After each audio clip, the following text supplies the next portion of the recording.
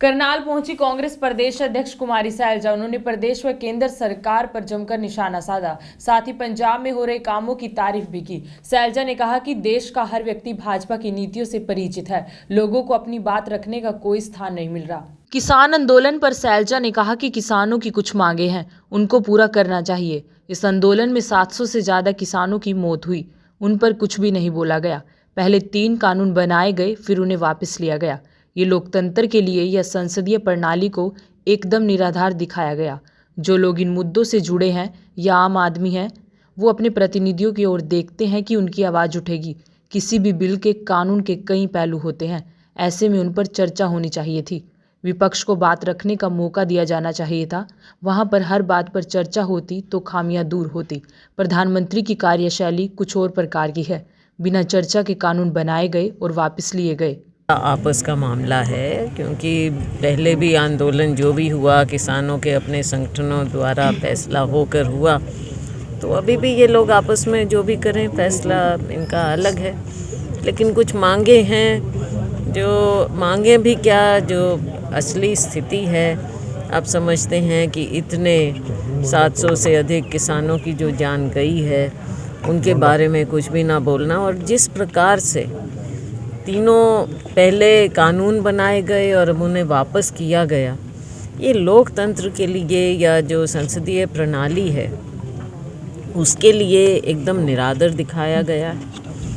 और जो लोग हैं, जो इन मुद्दों से जुड़े हैं, आम जनता है, वो संसद की ओर देखती है, अपने प्रतिनिधियों की ओर देखती है कि उनकी आवाज़ उठेगी। और किसी भी बिल का, कानून का कई पहलू होते हैं जिन पर चर्चा होनी चाहिए थी।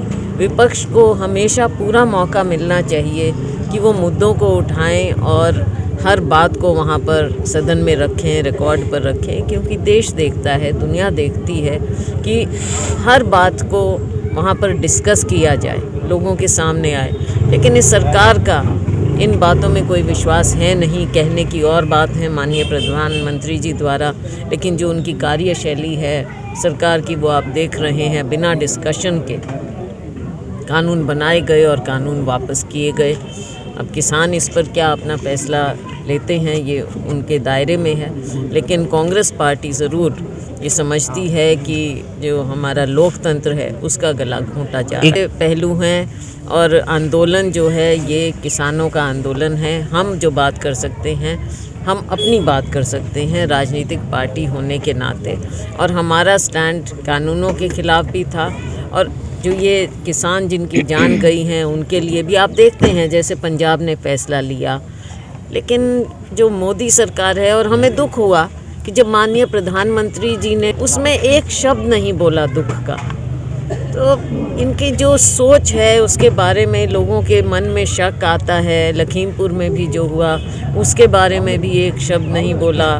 जो अभी भी उनके मंत्रिमंडल में सदस्य हैं उनके बारे में कुछ नहीं, ना उनसे इस्तीफ़ा लिया, ना उन्हें बर्खास्त किया। तो आप सोच सकते हैं कि कैसे इन लोगों की जो एक भावना होनी चाहिए, संवेदनशीलता होनी चाहिए, वो कहीं भी नजर नहीं आता। HPSC पर सैलजा ने कहा कि अकेले अफसर द्वारा इतना बड़ा काम करना आमजन मानस के गले नहीं उतर रहा।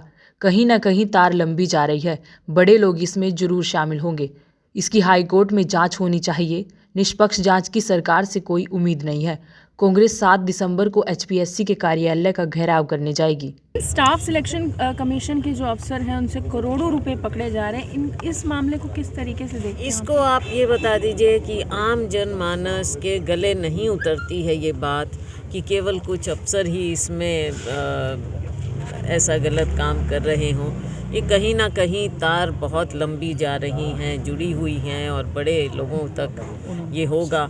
और हम तो ये समझते हैं कि इसको जब तक हाई कोर्ट के CJI ना अपनी देखरेख में करें तब तक ये मामला CJ ना करें। आपको लगता है कि कोई मंत्री भी शामिल हो सकते हैं इसमें? ये तो इंक्वायरी, निष्पक्ष इंक्वायरी और निष्पक्ष इंक्वायरी खुद अपने मुंह जब से तक CJ अपनी देखरेख में नहीं करवा पाएंगे तब तक आप निष्पक्ष इंक्वायरी सरकार से उम्मीद कर ही नहीं सकते हैं।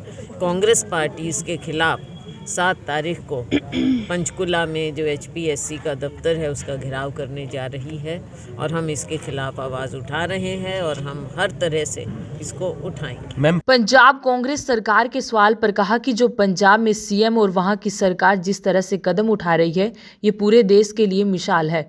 इतने जल्द इतने फैसले ले रहे हैं, उनकी मंशा देखिए, वहां पर हर रोज कितने काम किए जा रहे हैं। जो कार्य कर सकते हैं वो करेंगे, आने वाले समय में बचे हुए कामों को किया जाएगा। भाजपा ऐसा नहीं कर सकती। सिलेंडर के रेट बढ़ने पर सैलजा ने कहा कि दीपावली के समय भी यही हुआ था, अचानक सिलेंडर के रेट आसमान पर पहुंच गए थे। किसी भी घर में 400-500 रुपए की बजाय अब सिलेंडर 1000 पार हो गया है। लोगों की बातों को लगातार उठाया जाएगा। पंजाब ने कहा था कि कर्जा माफ कर देंगे, लेकिन सभी किसानों का कर्जा माफ नहीं हुआ है, तो ये किस तरीके से आप देखते हैं कि उनकी ऐसा बात है, जो पंजाब में जिस तरह से कदम उठा रहे हैं मुख्यमंत्री और वहाँ की सरकार, ये एक मिसाल है पूरे देश के लिए कि इतनी जल्दी इतने फैसले वो ले रहे हैं और आहिस्ता है। उनकी मंशा देखिए ना, मंशा एकदम सही है, लोगों के प्रति कितने संवेदनशील हैं और कितने कार्य, कल्याण के कार्य हर रोज़ किए जा रहे हैं।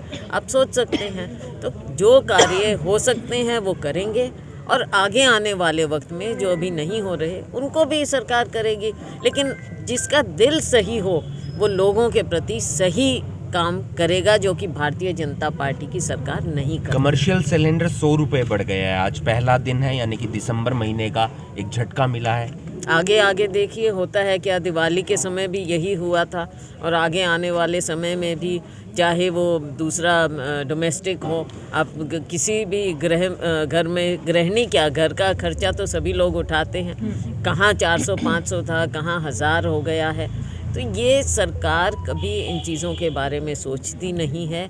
इनको लगता है कि चुनाव में कोई और मुद्दे उठा दें और जनता को इसी तरह से पीसते रहें। आम आदमी के प्रति, आम नागरिक के प्रति इन्हें कोई उसका दर्द इन्हें समझ में नहीं आता। नशे में, सत्ता के नशे में हैं, जो इन्हें मेजॉरिटी मिली, अब सोचते हैं कि 5 साल हम मनमानी करेंगे। कुछ और आप कहना चाहें प्रदेश की राजनीति? हम यही कहेंगे कि प्रदेश में जब जब इस तरह के मुद्दे होंगे, सरकार गलत काम करेगी, कांग्रेस पार्टी उसके खिलाफ सदन से लेकर सड़क पर जो भी हमें आवाज़ उठानी पड़ेगी, जिस भी तरह का संघर्ष